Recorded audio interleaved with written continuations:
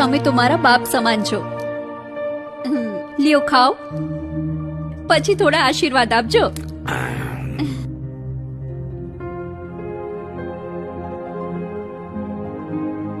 દીકરી, તારા બાપનું ભાત લઈને તું વાડીએ જાતી હતી હા.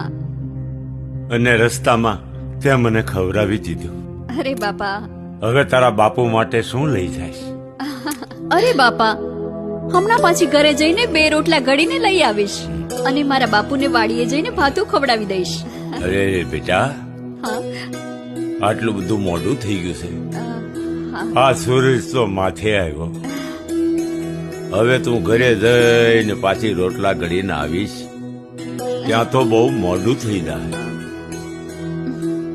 દીકરી, તારા બાપુ તને ઠપકો આપશે તો? ના બાપુ, મારા બાપુ મને કઈ નહીં કહે.